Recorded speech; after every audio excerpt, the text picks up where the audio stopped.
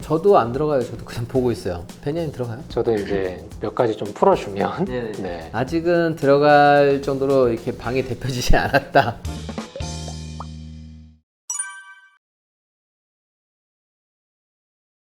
11월 10일 대책 나왔죠.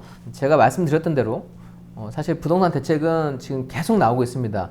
그리고 이번 대책도 나왔지만 다음 대책도 또 나올 수밖에 없는 상황이긴 해요. 그런데 대책이 나온다 그냥 이렇게만 하지 마시고 여러분들이 부동산 대책이 나올 때 그 대책을 그래도 꼼꼼히 들여다보는 습관을 들여야 돼요. 이걸 한 번만 익히시면 부동산 상승장이 됐을 때도 규제책이 나오지만 부동산 하락장에서도 계속해서 대책이 나오는데 이게 그 패턴이 항상 비슷합니다. 이런 패턴을 여러분들이 지금 공부하는 과정이라 생각하면 나중에도 내가 어떤 방향을 설정할 수 있는지 그게 좀 더 명확해져요. 이번 대책도 그냥 하나씩 한번 나와 있는 문구지만 그 의미를 한번 되짚어 보고 그 다음에 앞으로는 어떤 부분을 봐야 되는지 이런 부동산 시장을 한번 짚어드리는 시간을 갖도록 했습니다.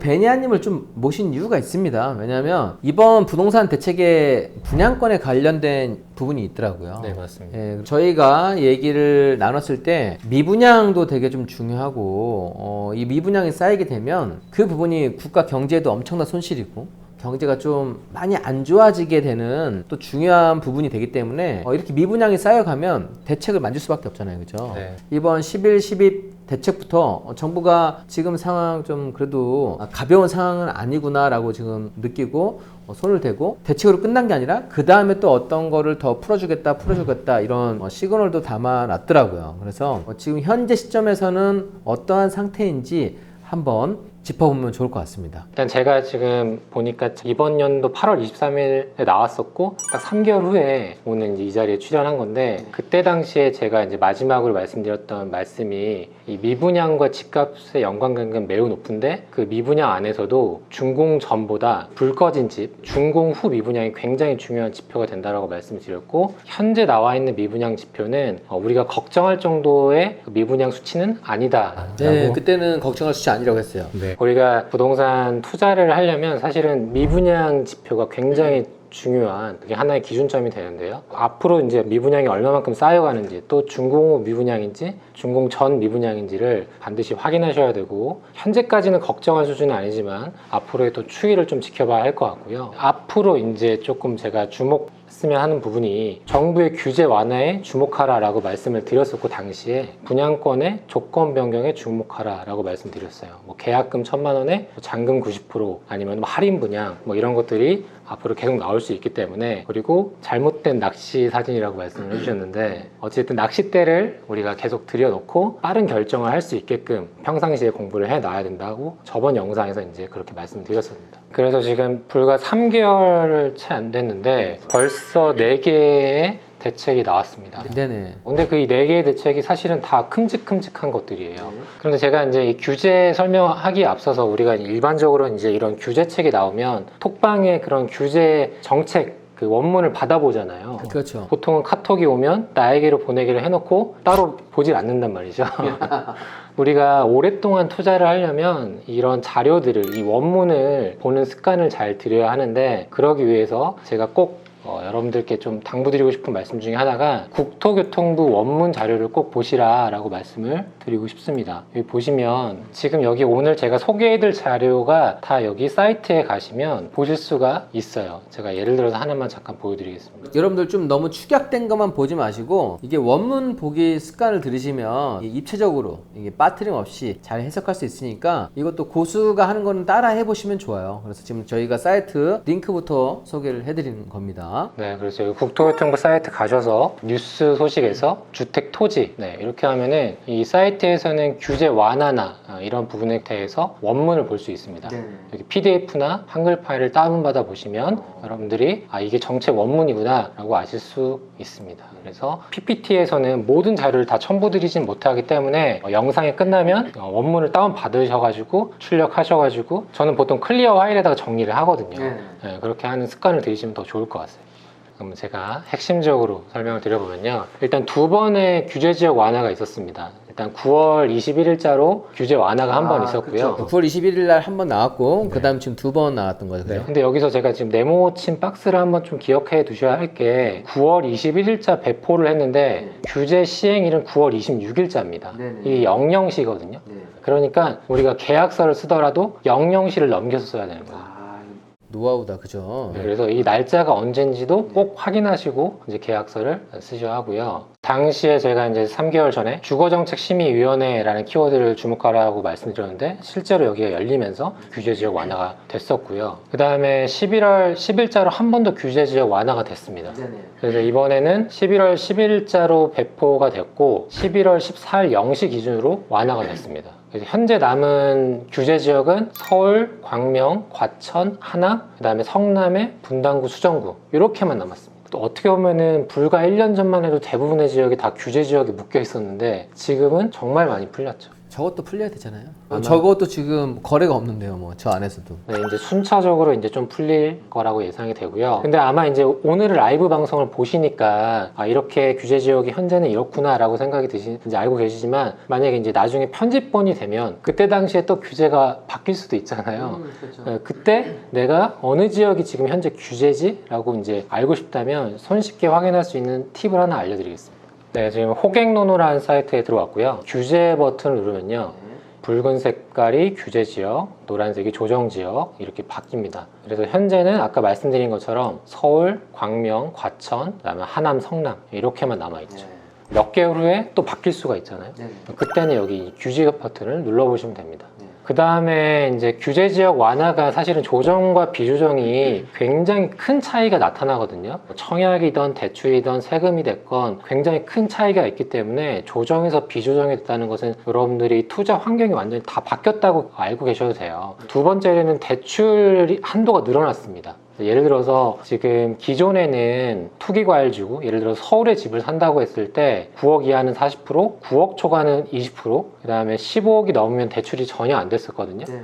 그런데 이제는 50% 단일화해서 이제 무주택자와 1주택자까지 해서 50% 단일화를 해서 대출을 해준다는 겁니다. 그래서 제가 이제 이 표만 보면 이해가 되지 않으실 수도 있을 것 같아서 이제 우측에 상황표를 하나 적어놨어요. 예를 들어서 서울에 12억짜리 집을 살 때 기존에는 9억까지는 40%, 나머지 3억은 20%니까 총 4억 2천이 대출이 됐었는데 이제 만약에 이제 바뀌고 나서는 총 12억에 대한 50%니까 6억이 되는 거죠. 그러면은 1억 8천에 상향이 되는 거니까 이건 결코 적은 금액이 아닌 겁니다. 그리고 이게 실제로 12월 1일부터 이제 규정이 이제 바뀐다고 하니까 알고 계시면 좋을 것 같고요. 근데 여러분들이 한 가지 눈여겨보셔야 될 거는 예전에는 이 저금리 시점에서는 이 대출의 한도만 늘려주고 한도만 올려줘도 대출 조건만 그러니까 완화시켜줘도 부동산 시장이 움직였습니다. 그런데 지금은 아까 12억짜리를 6억 대출을 해준다고 해서 6억에 대한 금리가 상당하잖아요. 그렇죠. 네. 그렇죠? 지금은 뭐 대출 규제들을 풀어준 것만으로는 이 시장 상황에서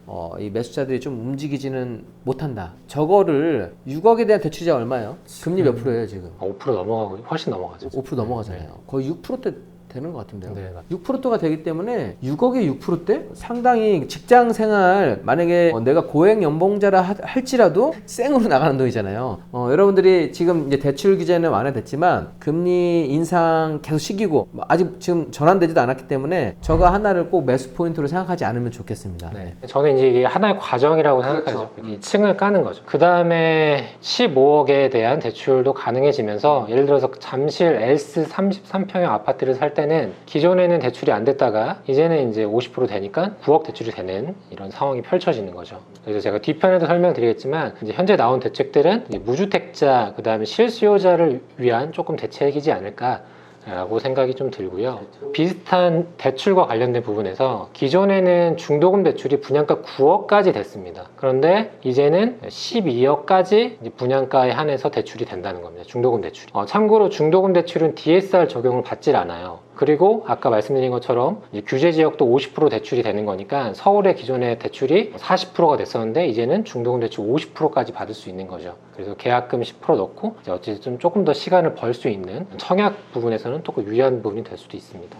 그래서 이번에 많은 분들이 기대하시는 이제 둔촌주공, 그러니까 올림픽 파크 포레온이 이제 곧 분양을 하는데요. 말도 많고 탈도 많은데 그죠? 네. 한 3년 전부터 분양을 한다고 했었는데 이번에 드디어 분양을 합니다. 총 가구수가 12,032세대인데 일반 분양이 4,786세대입니다. 4,700 엄청나네요. 네. 네, 그래서 현재 확정 분양가는 아니지만 예상 분양가는 25평이 한 9억 중반, 그리고 34평이 한 13억 정도 됩니다. 그래도 25평형은 중도금 대출이 된다는 거니까 그래도 그런 부분에서는 관심 갖고 계셨던 분들이라면 작은 계획에서 조금 유리하지 않을까 싶어요. 물론 저기는 아직까지도 노른자고 앞으로도 많이 뜰 지역이기 때문에 하지만 좀 시련을 정말 좀 많이 겪었고 여러분들께서도 둔촌 주공 아파트가 사실 저렇게 세대수가 많은 데는 다시 나오기가 쉽지가 않은 곳이긴 하니까 이거를 그래 안 좋았던 곳이구나 라고 생각하라고 제가 말씀드린 게 아니라 오히려 한번 또 관심을 가져보는 것도 그냥 내가 투자하지 않더라도 여러분들이 구경하고 관찰하는 게 정말 중요해요. 그러시라고 말씀드리는 겁니다. 정말 부동산은 타이밍이 중요하다고 하는 게 둔촌 주공이 이렇게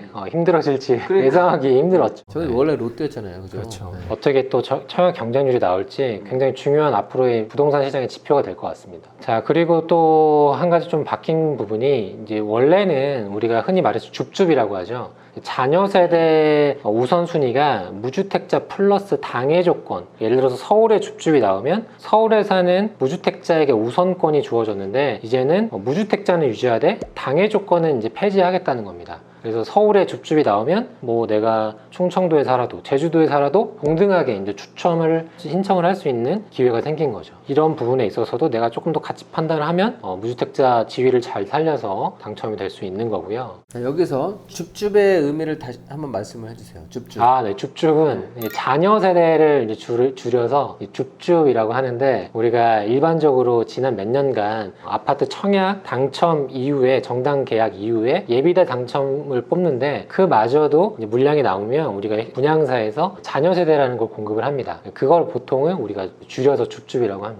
네. 그리고 조금 청약도 조금 크게 바뀌는 부분이 있어서 이 부분도 좀 기억하시면 좋을 것 같아요. 원래는 지금 저에게 많은 분들이 묻는 질문 중에 하나가 저는 이제 1인 세대고 서울에 사는데 가점이 너무 낮고 서울은 85제곱미터 이하는 가점제 100%로 뽑기 때문에 청약 당첨 기회가 거의 없는 것 같다. 그래서 이거를 이사를 해야 될지 아니면은 어떻게 해야 될지 잘 모르겠다. 이런 질문이 굉장히 많았거든요. 그런데 이제 앞으로는 이제 서울 안에서도 가점제 100%가 아니라 그 안에서도 면적을 나눠서 추첨제 비율을 둔다는 거죠. 그러면 이 말은 내가 1인 세대여도 가점이 좀 낮아도 당첨될 수 있는 확률이 높은 거기 때문에 이런 부분도 만약에 해당됐던 부분이었다라고 하면은 잘 활용해 보시면은 기회가 될 것 같습니다.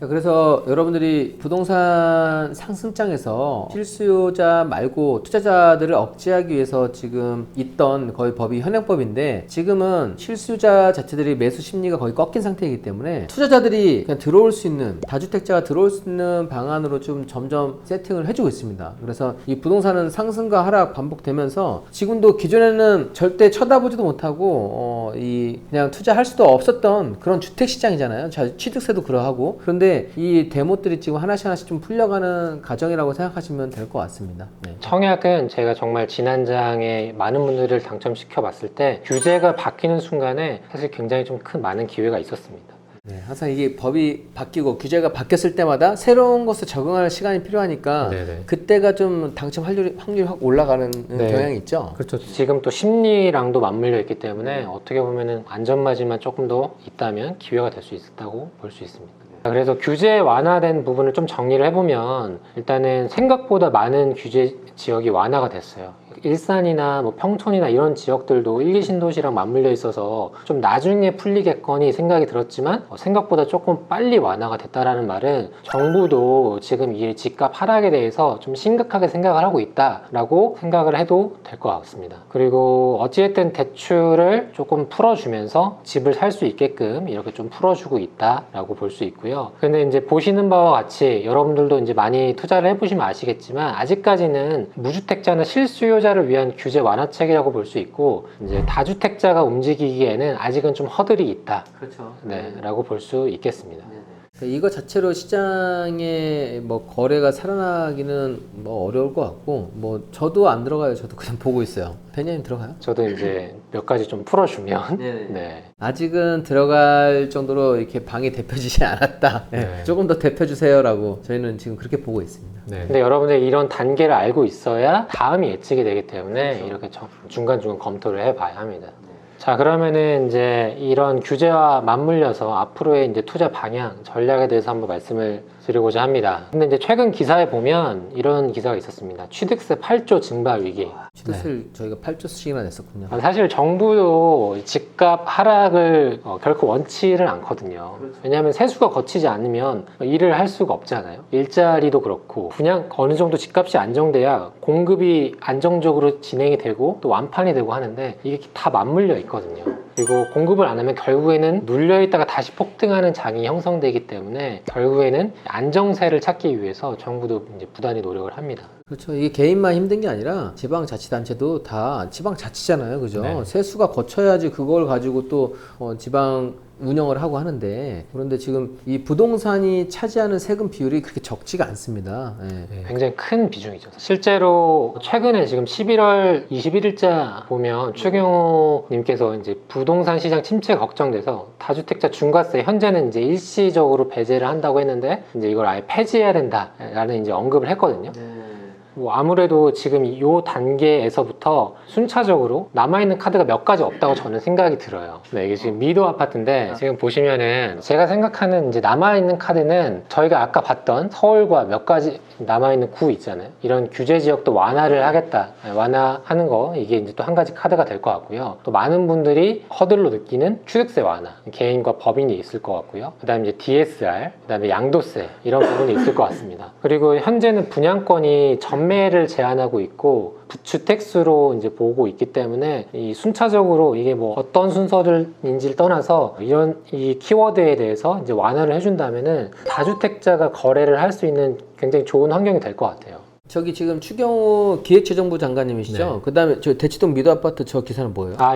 이것도 지금 9시간 전 이제 어제자 뉴스인데 음마 아파트 바로 밑에 대치동 미도 아파트가 있는데 지금 이게 이제 최고 50층으로 재건축을 한다는 얘기입니다. 50층으로 올려주겠다. 네네네. 야, 재건축이 이 시기에 좀 많이 될 것 같아요. 네. 그동안 음마 아파트도 엄청 오랫동안 묶여 있었잖아요. 네. 그죠? 지금 고층 제한 부분 뭐 이거 또 건축 연도 가지고 정말 막 눈물 나오는 집에 살았잖아요. 그죠? 네. 그런데 지금 아마 이 시기가 재건축이 가장 많이 활발히 이루어지는 시기고 또 이 시기에 지금 다주택자도 중과세 폐지해준다는 저 기사는 11월 21일이니까 어제 기사네요. 그죠? 네, 맞습니다. 어제 기사고 이렇게 나왔으니까 여러분들 규제도 풀리고 이 노른자에 대해서도 공급이 늘어나고 하면 그러면서 대출도 풀어준다고 하면 평상시에 우리 그때 대출 제한 때문에 15억짜리 이상 대출이 안 됐었을 때 이 계층의 사다리를 없애는 거 아니냐. 왜냐하면 15억짜리인데 15억 현금 들고 있는 사람만 살 수 있는 거잖아요. 그런데 50%가 된다고 하면 내가 반 정도 있는 사람도 그걸 살 수 있다고 하는 거는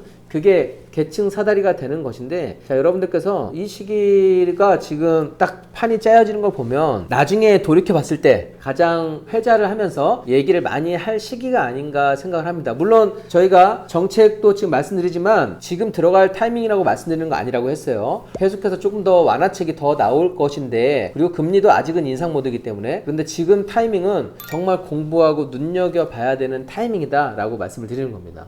네. 그래서 중요한 건 남아있는 카드가 몇 가지 없다. 그리고 이런 키워드들이 앞으로 계속 이제 언급이 될 거기 때문에 우리가 이걸 알고 기사를 받아들이는 거랑 그렇지 않은 것은 좀 차이가 있으니까. 박근혜 정부 때, 이명박 네. 정부 때였나요? 양도세 완전 전면 폐지? 네. 예. 일정한 시기에 사는 매물은 양도세를 물지 않게 해주겠다. 그런 것도 있어요. 그 다음에 그게 그 도장입니다. 그게 그 도장이에요, 저게? 네, 그래서 지금 저 시기에 샀던 걸 도장을 맡아놓으면 저거는 평생 동안 양도세를 물지 않아도 되는 그런 면제부야 뭐야 이거? 일정 기간 있었지만 양도세가 없다는 굉장한 거죠. 네, 일정 기간 동안 그런 것도 있어요. 그러니까 그런 카드가 나오게 되면 우리가 전문가들 예상대로 막 시장이 막 폭락하고 끝나요 막 이렇게 그대로 가지 않는다는 얘기예요. 요즘 와서 좀 폭락론도 혼자들이 유튜브에 나오더라고요. 그러니까 너무 폭락 쪽에만 무게 두지 마시고 팩트 체크를 하고 좀 합리적으로 시장을 좀 바라보면 좋겠다고 말씀드린 겁니다. 그 다음에 전매 제한 완화, 주택수 미포함해서 분양권 시장도 활성화시킬 수 있는 자 이런 대책들이 앞으로 기다리고 있다는 얘기입니다. 그래서 여러분들이 정말 저런 정책들이 하나씩 나오면서 시장이 계속 불을 지금 이제 지펴주고 있어요. 대표서 들어와 할 때까지. 그런데 그런 부분 타이밍을 좀 눈여겨보시면 좋을 것 같습니다. 그래서 첫 번째는 이제 남아있는 규제 완화를 우리가 예측하고 이제 주목하라이고요. 두 번째는 거래량에 주목하라입니다. 어떻게 보면은 우리가 거래 활성화가 된다는 말은 이제 거래량이 늘어난다는 겁니다. 지금 제가 첨부해 놓은 곳이 이제 아실의 사이트에서 캡처를 한 건데 이제 대표적으로 송파구에 이제 신축 대단지 아파트가 많이 있잖아요. 그래서 거래량을 보면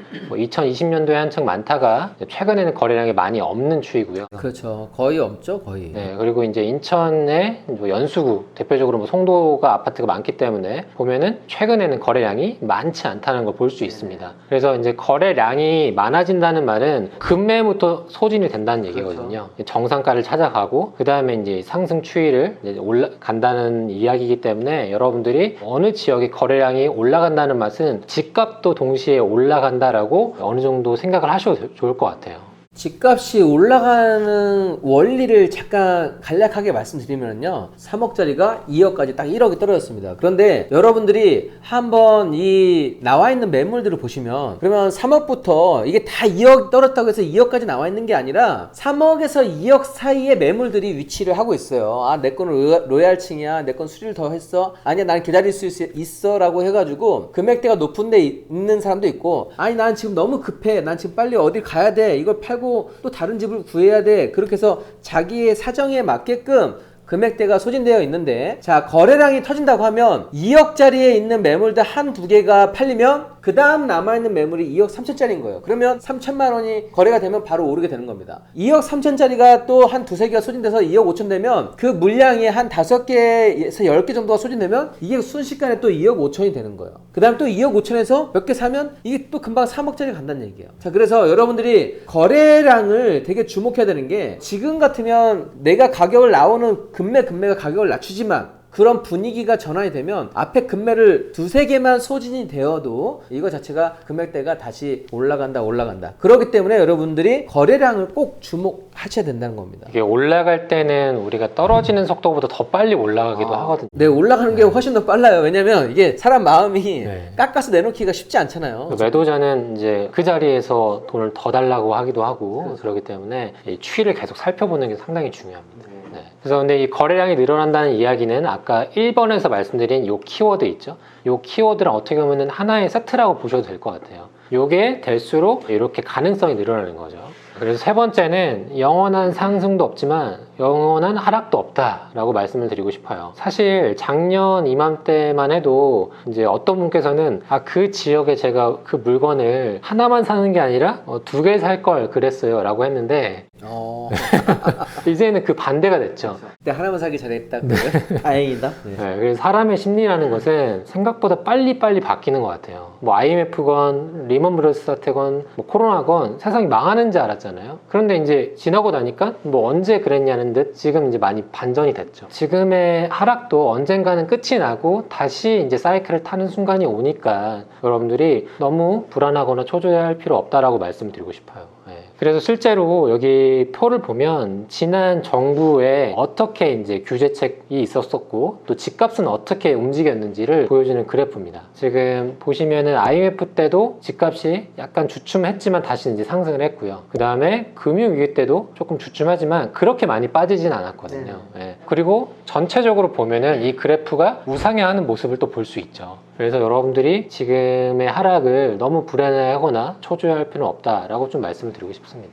그리고 여러분들이 한 가지 눈여겨보실 거는 2008년 금융위기 때가 지금의 국민의힘이 집권 여당이었습니다. 그래서 저 때도 부동산 시장뿐만 아니라 주식까지도 엄청나게 폭락했고 그때 공포감이 되게 컸었어요. 그런데 그때 펼쳤던 정책들을 알고 있기 때문에 또 그때 그런 기억들을 이 당이 지금 여당과 야당이 바뀐 상태가 아니라 그때 집권 여당이 또 지금의 공교롭게 집권 여당이기 때문에 카드 자체가 과거에 썼던 카드하고 좀 비슷한 카드가 나올 가능성이 높다고 예상을 하고 있는 겁니다. 우리가 노무현 정부, 문재인 정부 때 앞으로 규제가 뭐 나올 거야 하면 거의 다 맞췄거든요. 그죠? 왜냐하면 그때도 민주당이 같이 집권 여당이었기 때문에 저희가 가늠할 수 있었는데, 지금도 마찬가지로 이런 위기에서 앞으로 어떤 카드가 나올 것이다 라고 저희가 유추하고 또 그대로 좀 행동 반경에서 좀 멀어지지 않는 거는 집권 여당이 지금 갔기 때문에 유추를 해볼 수가 있는 겁니다. 네, 맞아요. 지금 비스무리해요. 그래서 이 시기에 정부의 정책도 대단히 중요해요. 그래야지만이 위기를 빨리 탈출할 수 있고, 개인도 자기의 위기를 탈출하는 것처럼 정부도 정부의 그런 자세가 되게 중요한데, 아까 봤을 때 추경호 재정기획부 장관께서 지금 다주택자 양도세 폐지한다라고 나온 거는 그만큼 지금 정부에서도 시장 상황을 심각하게 바라보고 있기 때문에 과거에 어떤 카드들이 나왔는지 여러분들 한번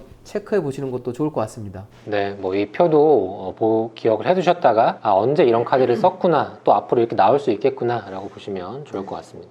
그래서 제가 이제 이번에 나왔던, 어떻게 보면 이제 적게는 4개에서 많게는 또 세부적인 규제까지 하면 4개가 넘거든요. 이런 것들을 조금 핵심적인 것 위주로 설명을 드렸는데, 이 규제에 따른 투자 전략에 대해서 말씀드리면, 남아있는 규제 완화에 대해서 좀 주목하라고 말씀을 드렸고요. 이는 이제 거래 활성화를 하기 위한, 결국에는 지난장에서는 다주택자가 어떻게 보면 적폐라고 취급을 받았지만 결국에는 다주택자가 집을 사줘야 활성화 되는 거거든요. 과거에는 사지 마라 라고 했지만 이제는 제발 좀 사주세요 라고 하는 상황이 올 수밖에 없다고. 거래 활성화를 위해서는 사실 다주택자의 움직임이 필요합니다. 그래서 이제 1번과 맞물려서 두 번째로 거래량을 꼭 여러분들 기억하셔야 하고, 세 번째로는 사이클이 나는 것은 계속 돌고 돕니다. 그러니까 여러분들이 지금 너무 불안하지 마시고, 오히려 지금 행복재테크 안에서 뭐 공부도 하시면서 또 투자금도 잘 모아두시면서 하시면 충분히 좋은 기회를 맞이하실 수 있을 거라고 생각이 듭니다.